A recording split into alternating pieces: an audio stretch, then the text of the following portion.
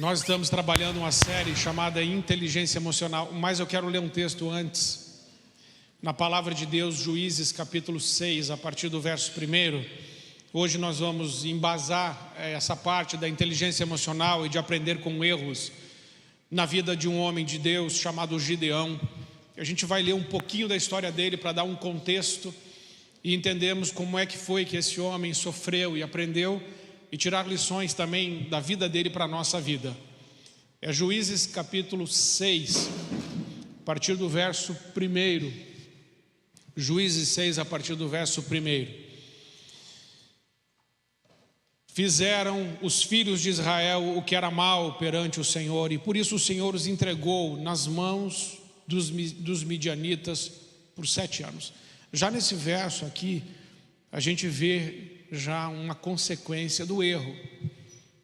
Nesse verso, já começando, fizeram os filhos de Israel o que era mal, ou seja, eles erraram perante o Senhor, e por isso o Senhor os entregou nas mãos dos midianitas por 7 anos. 7 anos.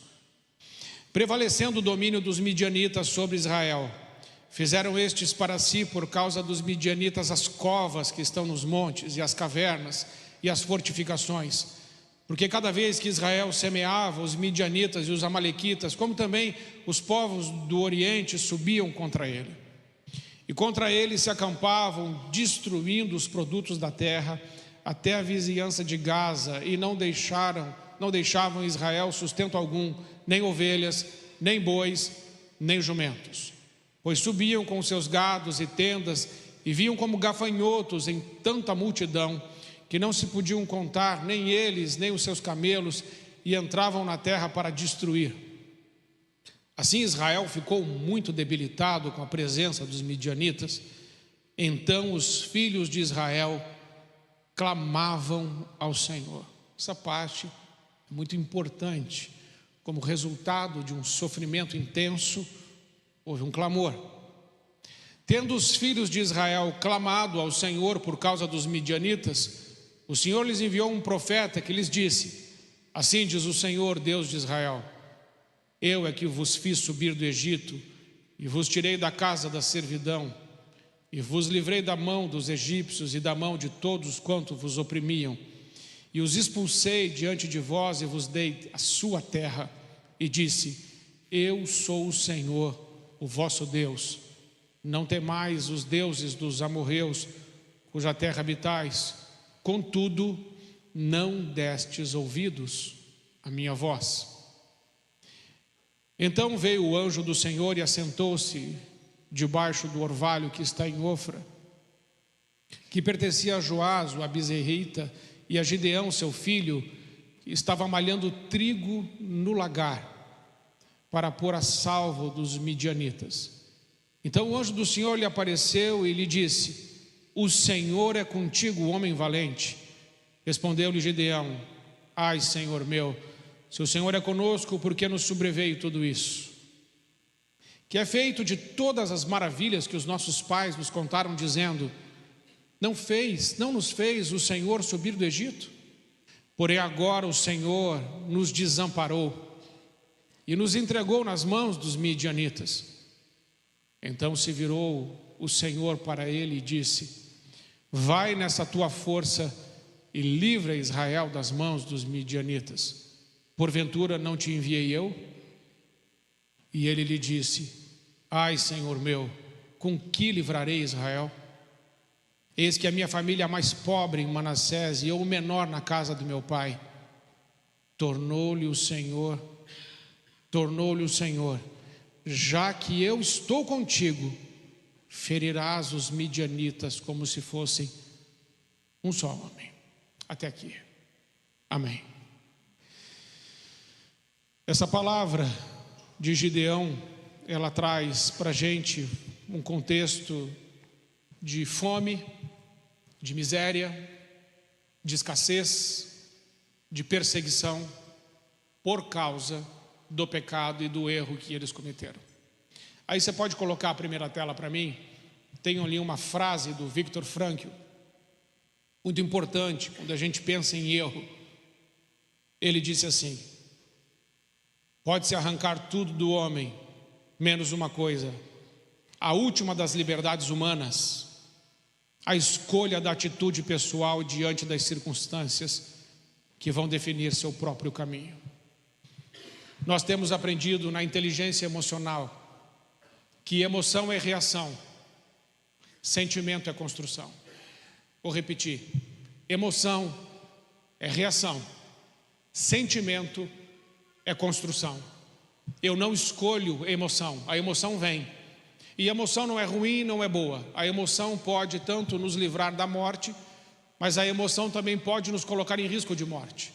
Então não existe uma emoção boa ou ruim. Ela é intuitiva, ela vem, ela é instintiva. Mas o sentimento não. Sentimento é construção. A emoção vem, mas o que eu sinto, eu vou construir em cima de um alicerce que está com certeza fundamentado, embasado, enraizado em princípios e valores que já possuo. Por isso, quem é cristão precisa ter emoções saudáveis e não emoções tóxicas.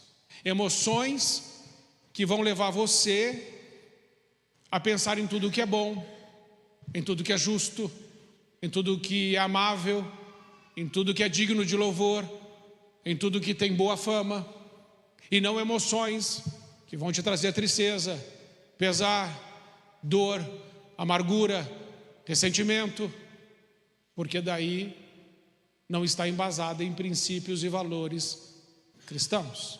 Por isso que emoção é reação, mas o sentimento é uma construção. E este homem que escreveu essa frase, ele entendeu o que é sofrer por causa de um erro de alguém. Ele foi parar no campo de concentração. E lá ele quase morreu. Mas ele afirma que não morreu porque ele encontrou no meio daquele sofrimento um propósito. E o propósito era lutar para ajudar alguém. É não pensar em si mesmo. Mas o propósito para ele ali era ser um canal de vida na vida de alguém. É muito interessante que mesmo estando na pior condição, no pior lugar ou num dos piores lugares da terra, ele afirma isso. Esta frase: pode-se arrancar tudo do homem. De fato ele estava num lugar onde foi arrancado tudo dele, menos uma coisa: a última das liberdades humanas, a escolha da atitude pessoal diante das circunstâncias. Que escolha nós vamos tomar diante das circunstâncias? Vai depender de nós e daquilo que nós acreditamos. E muitas vezes o erro que sofremos pode nos levar a encontrar na vida até um propósito. E muitas pessoas até dizem isso: eu vim para Cristo pela dor. Eu encontrei Deus na dor, no sofrimento, na angústia, no pesar, no vale da sombra da morte. Você fará escolhas importantes e significativas em sua vida, muitas vezes no erro que cometeu ou cometeram com você. E a gente tem este homem onde a gente vê um erro que foi cometido com ele. E o que é que ele fez no contexto em que ele estava? Porque algumas pessoas, infelizmente, quando passam por situações como esta, se revoltam e viram as costas para Deus e para todos, e entram nos buracos da frustração e da depressão, e nas cavernas do ódio e da amargura, e nos labirintos de tanta dor, de tanta angústia, de tanta desilusão, e não sabem mais sair de lá.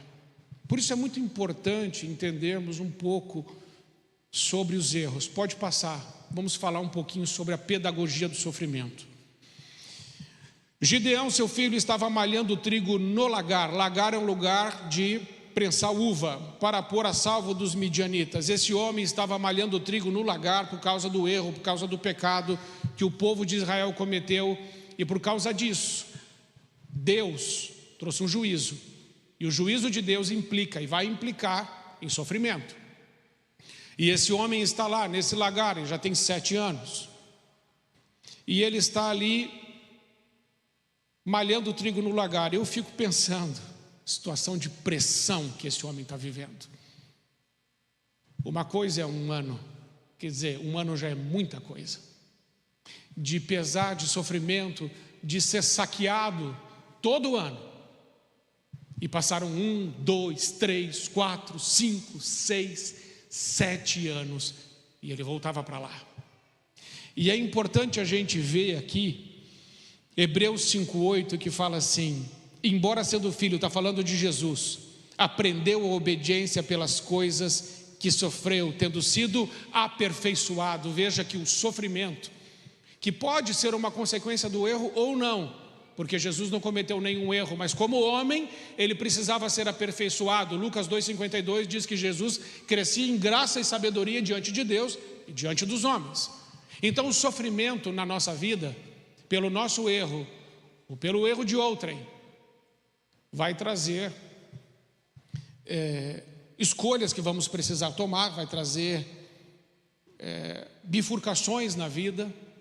E aqui a gente vê um homem, e aqui a gente vê o Cristo sendo aperfeiçoado pelo sofrimento. Por isso que eu coloquei que sofrimento nem sempre é resultado de pecado. Algumas pessoas, quando estão sofrendo, dizem assim: mas o que foi que eu fiz? Não necessariamente você tenha feito alguma coisa, mas o pedagogo de Deus, aquele que guia você para te ensinar, se chama sofrimento. Então precisamos entender logo isso. E o sofrimento, diz a Bíblia, aperfeiçoa. E é tão verdade. É tão verdade. Enquanto eles estavam sofrendo, o povo estava orando. Mas chegou uma hora que o sofrimento ficou tão grande que o povo começou a clamar. E eu tenho para mim que o aperfeiçoamento da oração é o clamor. O clamor é a oração aperfeiçoada. Porque sabe o que é uma oração? Muitas vezes a oração é um desabafo emocional. A oração é quando você vai diante de Deus e começa a colocar suas causas. Você está até vivendo uma vida de sofrimento, mas não é um sofrimento tão intenso que tirou as suas palavras. O clamor é diferente disso. O clamor é uma oração aperfeiçoada, porque no clamor, o clamor começa quando as palavras terminam. O clamor começa quando você não tem mais o que dizer. O clamor é como um gemido, é algo parecido com aquilo que o Espírito Santo faz por nós, porque nós não sabemos orar como convém. E por causa do erro do povo, o povo estava orando, mas a oração não era suficiente. Deus estava esperando o aperfeiçoamento da oração, o clamor. Como é que uma mãe ora por um filho que está com câncer, quase morrendo? Será que ela tem palavras? Ou será que as palavras dela já acabaram? Ela só se ajoelha diante do leito e ela geme e ela chora. Isso é clamor. E talvez eu e você, em algumas coisas, não tenhamos sofrido o suficiente para aprender a clamar, porque a resposta de Deus aqui veio só por causa do clamor e não por causa da oração. E todas as vezes que a gente vê clamor na Bíblia, pode ler, pode abrir a Bíblia e ir lendo. Quando você vê o clamor, todas as vezes que tem clamor tem presença. Todas as vezes que tem clamor tem resposta. Porque Deus conhece o seu limite, Deus conhece o meu limite, Deus conhece as nossas dores, Deus conhece o nosso coração. Então há um aperfeiçoamento no sofrimento. O erro que nós cometemos ou o erro que cometeram conosco, nós podemos transformar isso no final de tudo em ressentimento, ficar sentindo autocomiseração, não fazer uma boa gestão das nossas emoções, ficar de mimimi, ficar melindroso, não gostar de ouvir algumas coisas, ficar orgulhoso. Ou nós podemos permitir que o sofrimento nos aperfeiçoe e expurgue da nossa vida e tire da nossa vida tudo aquilo que não se parece com Jesus. Porque lá no Getsêmani, Jesus disse: eu estou angustiado e angustiado até a morte. Mas ele não estava ansioso.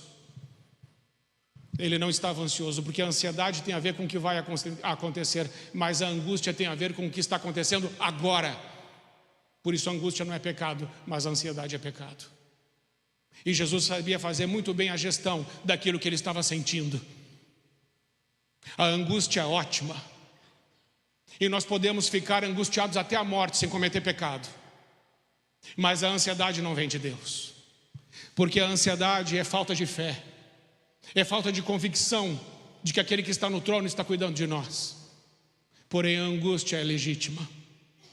O aperfeiçoamento que vem pelo sofrimento quer nos colocar equilibrados, centrados. Eu aprendi a orar pelos enfermos. O aperfeiçoamento da oração pelos enfermos na minha vida, quando a minha mulher quase morreu no hospital e ficou 9 dias no hospital aqui na Unimed. E eu podia ter dito para Deus: mas Senhor, eu saí de lá e vim parar aqui onde o Senhor me mandou. E o Senhor me trouxe para cá para minha mulher morrer? O Senhor me trouxe para cá para matar a minha família?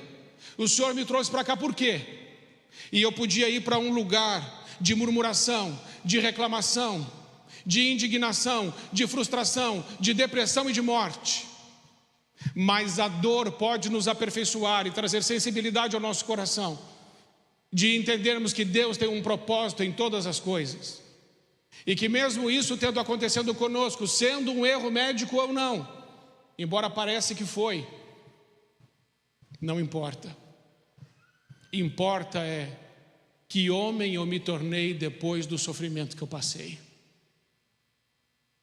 E eu aprendi a dar mais valor para a presença da pessoa, pelas conversas que temos, pelo amor que temos um pelo outro. Depois que eu passei por isso, eu fiquei melhor. Fiquei melhor, meu amor? Eu espero que sim. E aí a gente não abre mão de estar junto, a gente não abre mão de conversar, a gente não abre mão de estar perto, porque nós reconhecemos que, sendo erro nosso ou não, eu aprendi uma coisa: a vida humana vale mais do que qualquer coisa que a gente possa possuir. E a vida de quem está perto da gente não tem nada que custe mais caro do que isso. E aí você dá valor para isso. Eu tenho o privilégio hoje de ter uma netinha, e ela vai lá na minha casa, e eu valorizo esse tempo, porque eu já estou ficando mais velho. Não sei quanto tempo eu vou ter, mas algumas coisas a vida vai ensinando. Então o aperfeiçoamento da oração é o clamor. E quando nós passamos por muito sofrimento, não temos dificuldade nenhuma com humildade. O sofrimento nos faz mais humildes. O sofrimento também nos faz orar da forma certa. Quando se fala só de oração, a oração fica boa no sofrimento. Porque quando tem alguma coisa que aconteceu na sua vida que não está certo, que deu errado, você aprende inclusive a orar melhor. E agora falo de oração mesmo. Porque quando a coisa não vai bem, você não faz a coisa de qualquer jeito. Fala a verdade. Quando a coisa não vai bem, você separa um tempo e fala: Senhor, preciso falar contigo. E se for necessário, e muitas vezes você se ajoelha e as lágrimas vêm. Mas quando está tudo bem, na ausência do erro e do sofrimento, a nossa oração, muitas vezes, não sei se dá para chamar de oração, é um boa noite.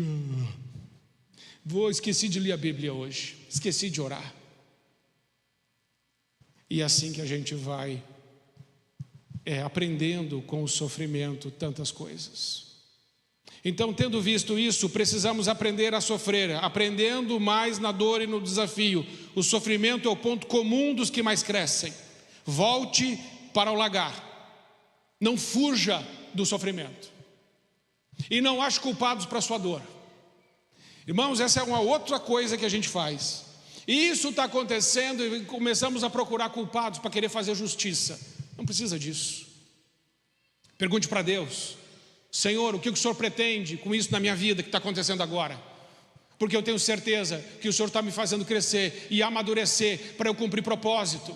Victor Frankl com certeza foi um homem, outro homem, depois que ele saiu lá daquele campo de concentração. Eu tenho certeza disso. E você? Quem é você depois que saiu das suas zonas de dor e de sofrimento, dos erros que você cometeu ou cometeram com alguém? E também somos aperfeiçoados, irmãos, quando nós erramos.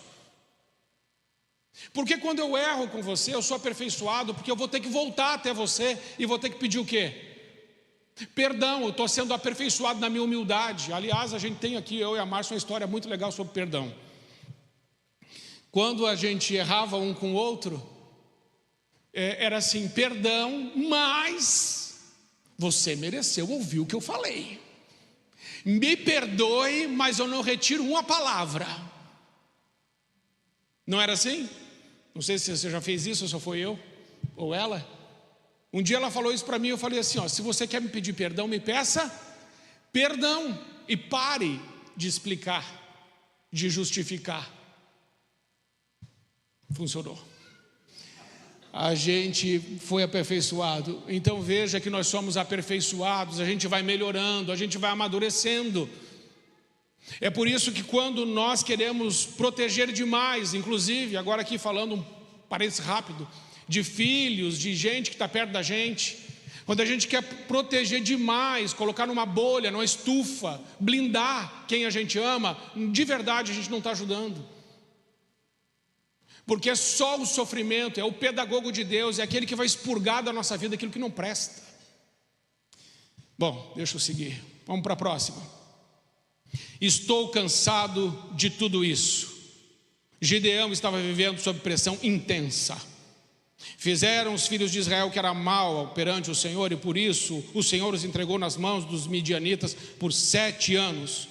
Falando de novo de inteligência emocional, precisamos ser inteligentes para evitar a todo custo pessoas com positividade tóxica.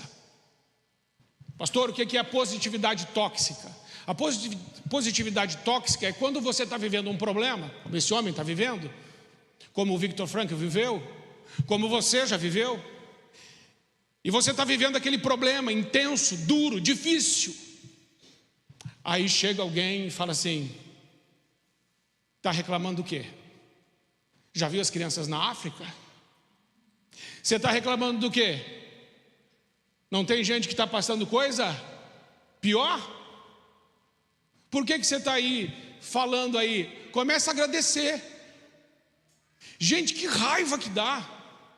Que coisa mais chata quando a gente está querendo falar de algo que está acontecendo com a gente está começando a dar voz à nossa dor, a gente está querendo vomitar tudo aquilo que tem acontecido conosco, e a gente precisa colocar aquilo para fora, e a gente está começando a falar, o outro fala assim, mas tem gente pior. Eu sei que tem gente pior, mas eu não estou falando de gente pior, eu estou falando de mim. Amém? E aí quando a pessoa fala com essa positividade tóxica, querendo colocar a gente para cima, mas colocando a gente mais para baixo ainda, a pessoa está fazendo o que com essa positividade tóxica? Ela não está permitindo que a gente dê voz à nossa dor, ela não está permitindo que a gente quebre o silêncio que nos aprisiona, ela não está permitindo que a gente vomite aquele lixo que está dentro do nosso coração. E quando a gente lê o texto aqui de Gideão, a gente vê que Deus permite que ele fale, porque ele vai falar assim, Senhor, onde é que o Senhor estava? Onde o Senhor estava quando tudo isso estava acontecendo?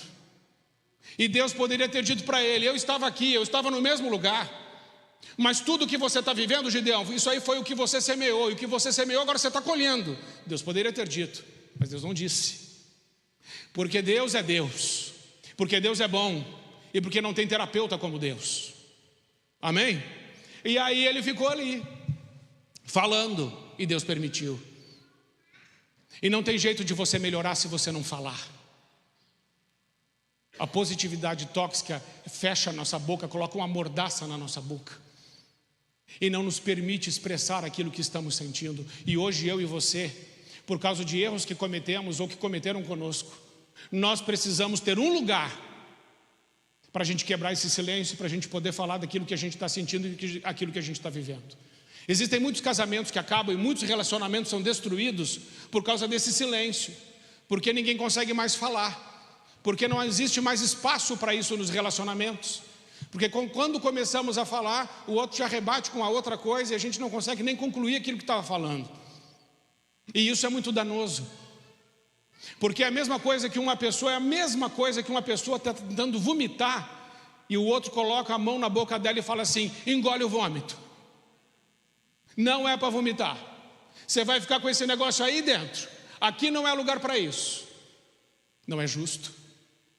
Como é que uma pessoa vai conseguir comer alguma coisa boa, pôr alguma coisa boa para dentro, se ela não tirar primeiro aquilo que é ruim? Como é que eu e você vamos absorver algo bom se não vomitarmos primeiro o que é ruim? Ninguém vai numa churrascaria com ânsia de vômito. E ninguém fica pensando no melhor prato quando está passando mal. Mas nós precisamos criar ambientes e relacionamentos que tenham inteligência emocional tal que um consiga ouvir o outro e simplesmente dar a descarga no final. Porque ainda o pior é quando a pessoa deixa falar e aí começa a analisar o vômito e falar assim: não, mas isso aqui, não é para isso. É um espaço só para jogar fora. A gente precisa disso.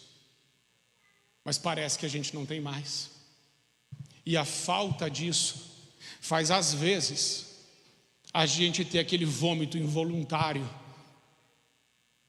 que não dá tempo nem de chegar no banheiro, nem em nada, e acontece ali na frente de todo mundo. Você já viu isso? E aí todo mundo fala assim: nossa, mas o que é que aconteceu com você? Ora, o que é que aconteceu com você? Olha o tempo que eu estou segurando isso. E todas as vezes que tentei me expressar para a gente conseguir criar um ambiente de acolhimento, um ambiente de amor, um ambiente de compaixão, um ambiente de misericórdia, esse ambiente não aconteceu. E aí a gente vai emburrecendo emocionalmente, porque a gente não consegue fazer gestão nem do que está na nossa barriga. No caso de gestão, a emoção é a gestão. E como é que nós estamos gerindo nossas emoções? Que resposta nós estamos dando para pessoas que nos procuram simplesmente querendo colocar alguma coisa para fora que está há muito tempo guardado? E talvez você seja essa pessoa que gostaria muito de encontrar um espaço para poder falar algumas coisas que até hoje estão guardadas aí. E outros relacionamentos acabam porque a gente fala assim: eu não aguento mais você, eu estou com você por aqui, ó. Sabe o que isso significa? Está aqui, está na beira, estou quase te vomitando. Bom, entendendo um pouquinho disso, dessa positividade tóxica, existem pessoas sofrendo mais do que você, sabia? Sempre tem alguém atrás de você na fila. Isso deveria te consolar. É outra coisa que eles dizem: olhe para trás, tem gente pior. Não devemos impor a nós ou aos outros uma atitude falsamente positiva, silenciando emoções negativas. Precisamos dar voz à nossa dor e quebrar os silêncios. Tiago 5,16: confessai vossas culpas uns aos outros e orai uns pelos outros para que sareis. Não há cura emocional sem confissão. Não há cura emocional sem relacionamento. Não há cura emocional sem quebra de silêncio. Não há cura emocional se não arrancarmos as mordaças que estão nos nossos lábios. Não haverá cura. Ficaremos doentes. E pessoas doentes adoecem os outros. Você já viu como é que emoções negativas são tóxicas? Daqui a pouco parece que pega, daqui a pouco está todo mundo com aquela emoção. Então precisamos, irmãos, vigiar nessa área. Pode passar mais um. Sonhos e expectativas. Gideão diz para Deus: Senhor, por quê? Por que nos sobreveio tudo isso? Ele sabia a resposta, mas ele perguntou mesmo assim: por que isso aconteceu? Mas ele já sabia. Ele aconteceu porque ele cometeu um erro. Isso aconteceu por causa do pecado. Isso aconteceu por causa de uma série de eventos ruins. Foi por isso que aconteceu. Mas depois ele diz assim: porém agora o Senhor nos desamparou. A culpa ainda é de quem? A culpa ainda é de Deus. O Senhor virou as costas para mim. O Senhor foi embora. Não, Senhor. Foi você. Foi você. Irmão, se nós não formos adultos o suficientes para a gente apontar o dedo para si mesmo e dizer assim: eu errei, o erro foi meu, E é por isso que eu estou passando por isso. Mas eu creio que Deus é poderoso e bondoso para me levantar de novo. Salmo 51, Davi diz: o maior rei de Israel, um homem segundo o coração de Deus: contra ti e somente contra ti eu pequei, Senhor. No confronto, ele não procura culpados. No confronto, ele aponta o dedo para ele mesmo e fala assim: o problema está aqui comigo, foi eu. Como nos falta essa maturidade hoje, de poder apontar o dedo para si mesmo. Como Jesus disse: por que você está tirando o cisco do olho do seu irmão? Primeiro tira a trave que está no teu olho, e depois você vai poder enxergar bem para tirar o cisco que está no olho do seu irmão. Em outras palavras, Jesus está dizendo assim: se enxergue. Antes de falar do seu irmão, se enxergue, olhe no espelho. Cuidado com a frustração, ela pode te levar à morte. Sonhos são leves e saudáveis, contudo, a expectativa não realizada pode ser fatal. O excesso de expectativa é o caminho mais curto para a frustração. Nesse mesmo contexto, lá em Ruth capítulo 1, no mesmo contexto de Gideão, tem um homem chamado Elimeleque, está passando por essa mesma situação, por esse mesmo juízo de Deus, mas ele tem uma postura diferente. Sabe o que ele faz?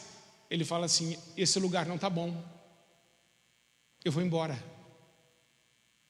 eu vou sair desse lugar do sofrimento por minha própria conta, e eu não vou ser alvo do juízo de Deus, eu vou dar o meu jeito. Cuidado.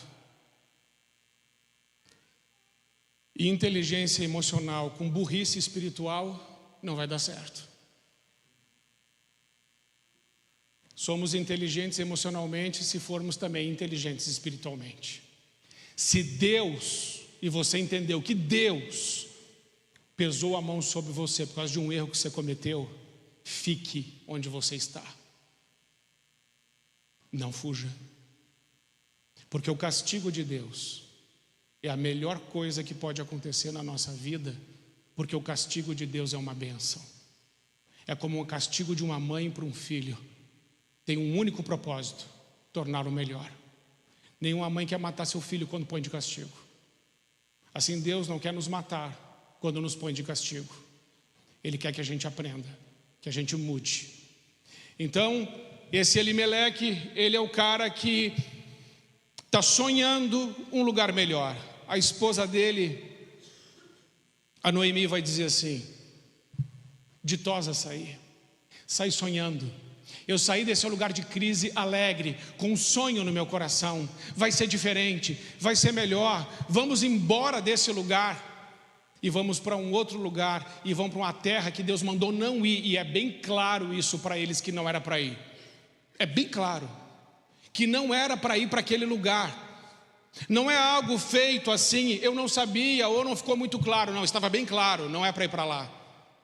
Mas eles falaram: não, mas eu vou, e lá vai ser melhor. E ela foi, e ele foi com a mulher e com os filhos. E ele morreu, ele foi o primeiro a morrer. Depois morreu um filho, e depois morreu o outro. E ela ficou viúva. E ela fala assim: ditosa parti, mas amargurada voltei. Porque sonhos que você sonha sem Deus, com certeza é uma questão de tempo. Esses sonhos, essas expectativas, elas serão frustradas. E a frustração é muito perigosa, porque a frustração vai roubando de você a alegria, vai roubando de você o ânimo, vai roubando de você a coragem, vai roubando de você a ousadia, vai te dando aquela apatia, aquele desânimo. E da frustração, mais um passo e você está na depressão. E mais um passo e você está morto. Cuidado com os seus sonhos, porque sonhos que você sonha fora dos planos de Deus, e lembrando que os planos de Deus são de paz e de bem. Acabamos de cantar: Pai nosso que está nos céus. Um dos maiores erros que cometemos é construir a nossa vida fora da vontade do nosso Pai. Então a gente vê esse homem Elimeleque, contemporâneo, ele estava vivendo a mesma coisa, a situação era a mesma, mas a resposta foi diferente. Sonhos, expectativas, frustração, depressão e morte. Pode colocar aquele quadro para mim, faz favor? Olha esse quadro. O quadro da depressão, da ansiedade, do burnout. Está aí. O que é a depressão? Tanque vazio, tanque furado. Não entra mais, não adianta pôr. Está furado. A depressão é assim. Não adianta mais falar com a pessoa, olha, vamos. Ela não vai. Ela já desistiu. E ela desistiu dela mesma. Porque fez uma gestão tão má das suas emoções. Não soube gerir. Ou talvez não teve com quem conversar. Enfim, as circunstâncias a levaram para este lugar de morte. A depressão. Um lugar de apatia, de angústia, de falta de sentido, de pensamento de morte, de irritabilidade, de falta de motivação. O tanque está furado. A ansiedade, eu comparei tudo isso com carro, para ficar fácil para você entender. Será que vai ter gasolina? Então o ansioso, ele tem combustível.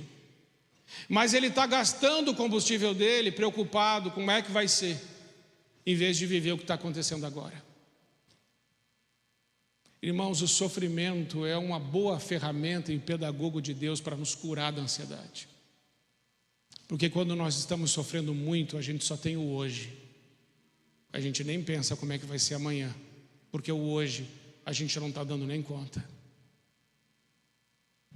O burnout, tanque vazio.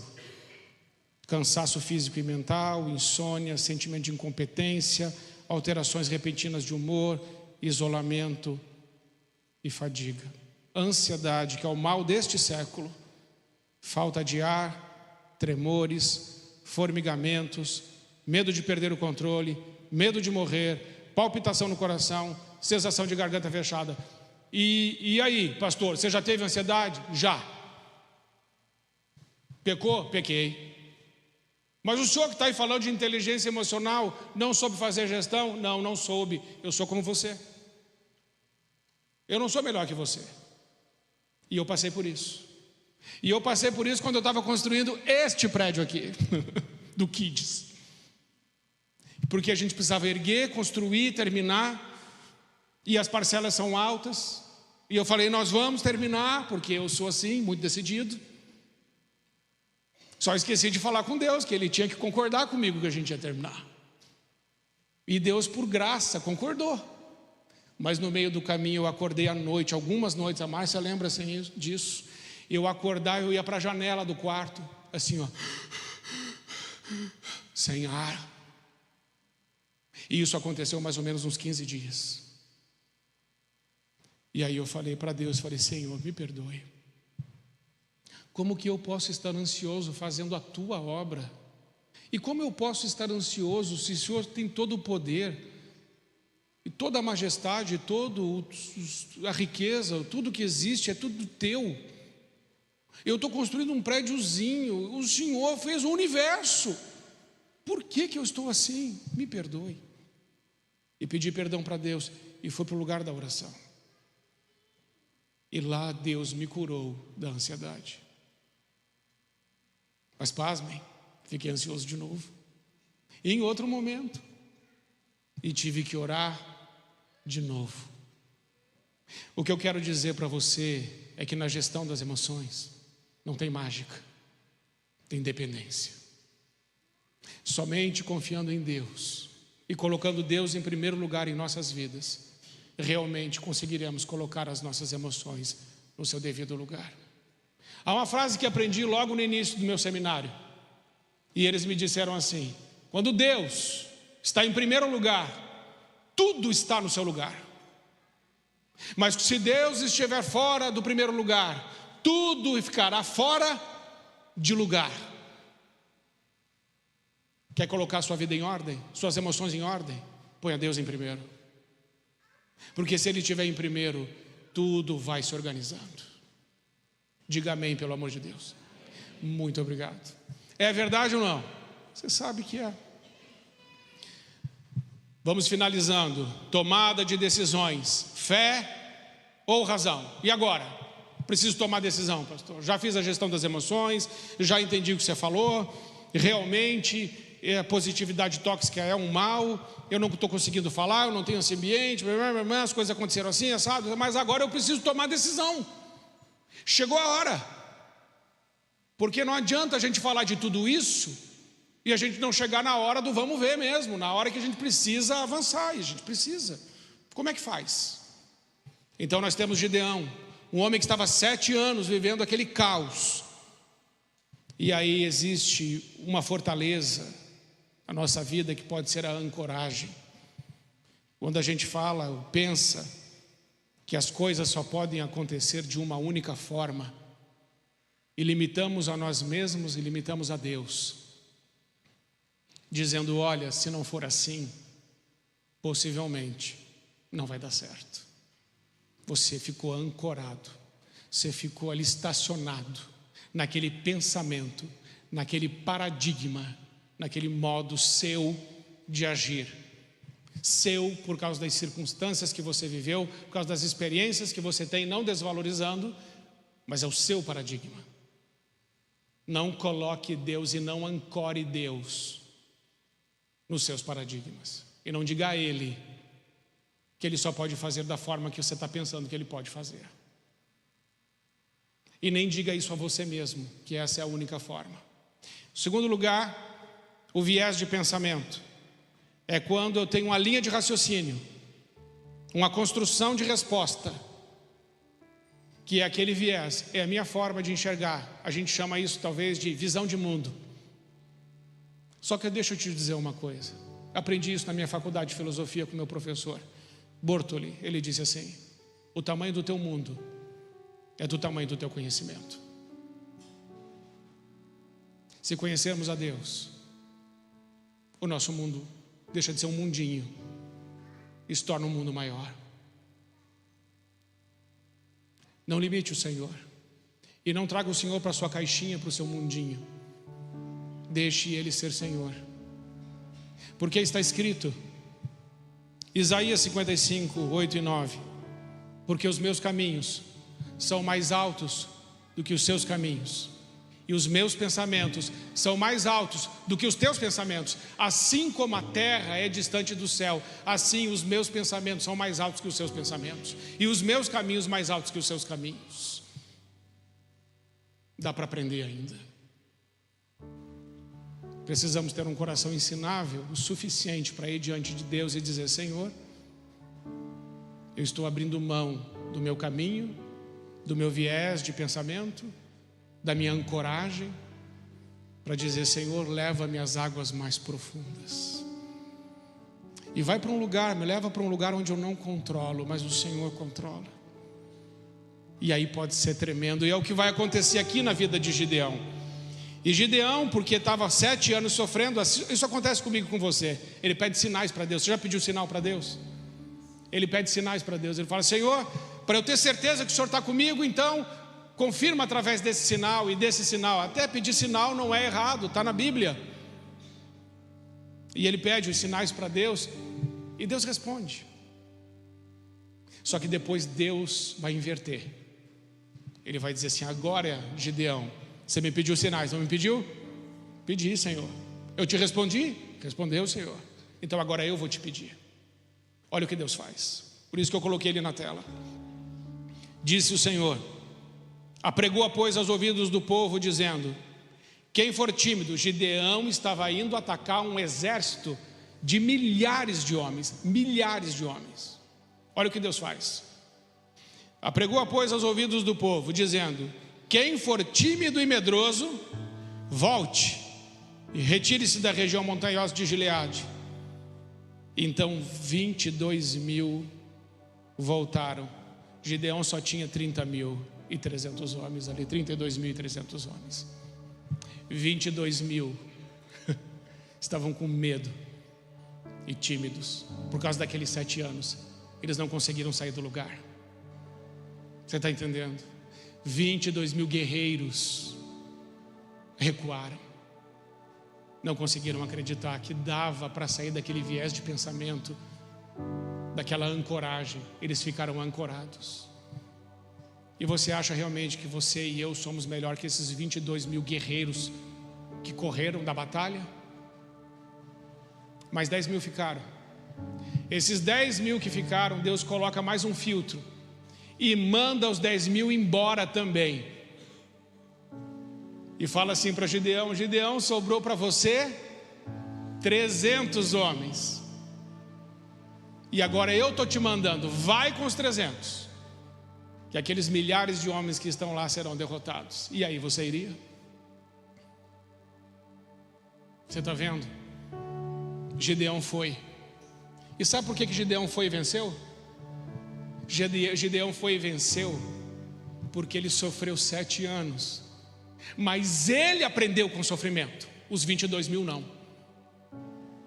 Nem todo mundo aprende com sofrimento. E nem todo mundo fica saudável espiritualmente e emocionalmente só porque sofreu.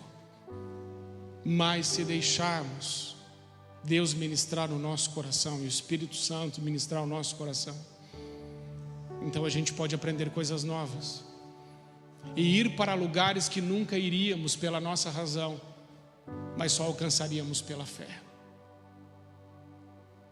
Se o sofrimento foi capaz de aperfeiçoar até a fé, então glorifique a Deus pelo teu sofrimento. E não importa se foi você que errou ou erraram com você, ou se ninguém errou e o sofrimento chegou. O que importa é, eu e você precisamos sair dessa situação como um homem e uma mulher melhor do que aquilo que entramos, melhorados, aperfeiçoados, se Deus permitir, em todos os sentidos. Amém? Vamos ficar em pé, eu quero orar com você e por você. E é claro que eu vou fazer um apelo. O apelo que eu fiz para mim mesmo. Você que está sofrendo, ou que passou por um sofrimento, mas quer reelaborar isso diante de Deus, ou quer colocar essa situação diante de Deus e dizer: Senhor, Senhor, me ensina a ter inteligência emocional e espiritual também, para dar uma resposta para tudo isso. O que o Senhor quer me ensinar? O que eu tenho que aprender com isso? Porque eu quero crescer em graça e sabedoria diante do Senhor e dos homens, para cumprir propósitos tremendos nessa terra. Amém? E não tem sofrimento grande ou pequeno, e não se compare com ninguém. O teu sofrimento é teu, e é através dele que Deus vai fazer de você uma pessoa mais parecida com Jesus. Traga hoje para o altar esse sofrimento, essa história, e peça para o Senhor: me ensina, porque eu quero aprender. Amém? Então vem, traz. É você e Deus agora. A minha parte foi até aqui, mas a sua parte começa agora. Pode vir, pode deixar o seu lugar e vir, em nome de Jesus. Se você quiser fazer essa oração, se você deseja fazer essa oração ao Senhor sobre aquilo que você está vivendo ou passando, ou passou, mas não entendeu, não conseguiu realmente elaborar, extrair, ser aperfeiçoado com aquilo que aconteceu. Talvez você ainda guarde uma mágoa no seu coração, uma tristeza, uma decepção com alguém. Você pode crescer e ser aperfeiçoado com isso. Enfim, não permita que nenhum pensamento ruim ou sentimento ruim fique em seu coração hoje. Hoje é o dia de você colocar qualquer emoção que está intoxicada na presença do Senhor e dizer: Senhor, limpa isso, me limpa, me lava, me purifica e me ajuda a fazer a gestão dessas emoções. Se você quiser ainda vir, pode vir, eu espero você. Ok, amém.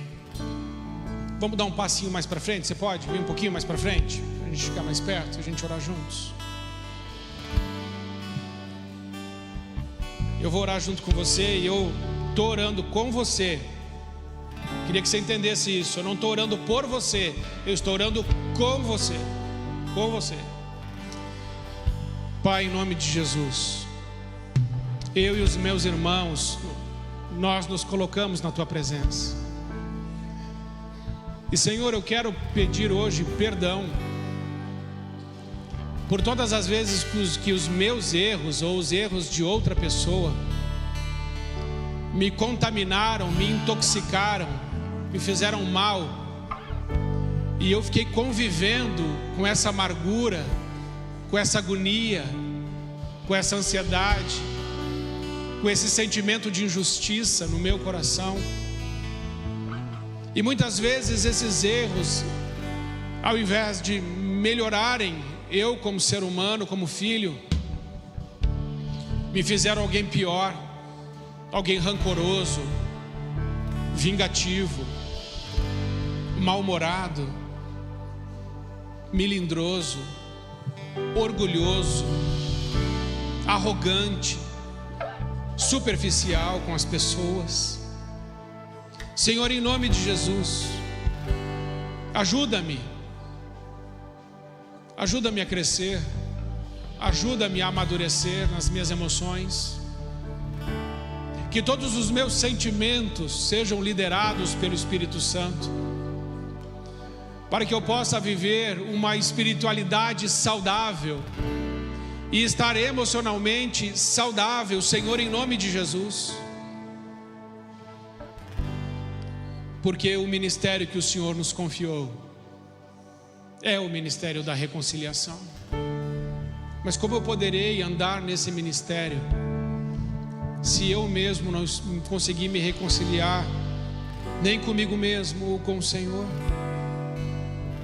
Ajuda-me nessas coisas, Senhor, e desintoxica nessa noite a minha alma. Limpa, Senhor, a minha alma, porque certamente já chegou o dia que o Senhor quer confiar em mim tarefas, propósitos que vão exigir a coragem de uma pessoa que já sofreu e pelo seu sofrimento teve tanto a sua razão como a sua fé aperfeiçoados, para viver coisas sobrenaturais com o Senhor. Pai, essa é a nossa oração nessa noite, em nome de Jesus, amém. Amém.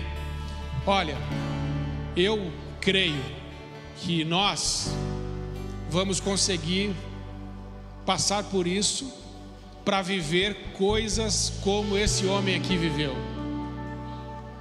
Ele viveu coisas tão sobrenaturais, tão grandes com Deus, porque foi aperfeiçoado nas suas emoções e na sua fé.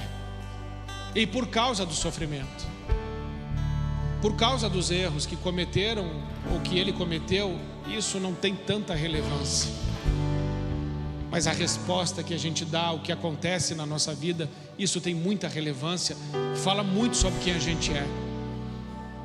Então, a minha oração é que quando Deus te fizer uma proposta, vamos, só nós, só eu, você e aqueles 300, que você possa dizer assim: vamos, eu hoje tenho maturidade para acreditar na tua promessa, e eu não vou fugir com medo e nem com timidez como aqueles homens, mas eu vou até o final contigo, porque eu acredito que esse problema, que essa situação que está aqui há 7 anos, chegou o fim dela, porque eu aprendi, porque eu entendi, porque eu fui aperfeiçoado. Que Deus nos ajude nisso, irmãos, porque certamente Deus quer usar a igreja dele como a pedagoga do mundo. Se o mundo está perdido, é porque a igreja perdeu a sua voz. Se o mundo não sabe para onde vai, é porque a igreja não está dando direção. Nós, a igreja, somos os pedagogos do mundo. Mas que pedagogos somos se não formos curados? Que Deus nos ajude nisso, para que avancemos e frutifiquemos para a glória dele. Amém? Que seja assim então. Dá um abraço aí quem está perto de você e fala: a gente vai conseguir, nós vamos conseguir sim viver tudo que Deus tem, em nome de Jesus. Amém?